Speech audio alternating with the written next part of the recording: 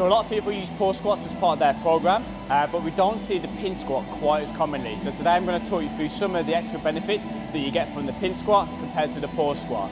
So there are some similarities. You obviously come into that still position at the bottom. The difference with the pin squat is you're deloading the weight onto the pins, while with the pause squat you're working to keep good tension at that bottom position. But both of them we're working on accelerating out that hole from that still position without as much use of the stretch shortening cycle.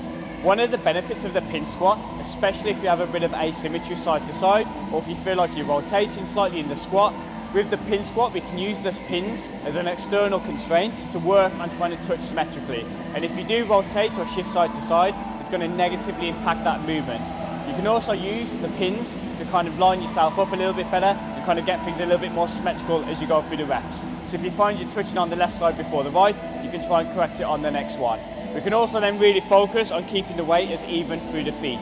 This is great if you're coming back from an injury, or like I said, if you find that you've got that asymmetry, this can be a fantastic exercise. So this is what the pin squat should look like.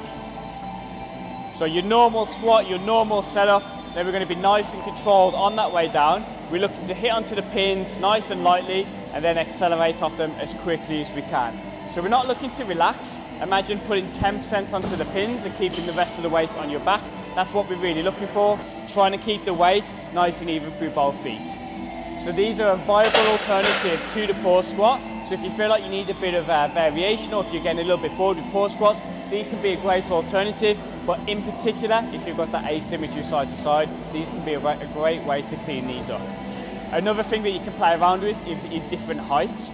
So you can either try and get them to be super deep, you can get them just above parallel, and work on specific ranges of motion that you want to work on. For example, if you're a sprinter, you might want to work that high range of motion, but if you find it's quite inconsistent rep to rep, the pin squats will help you keep it the same every single time.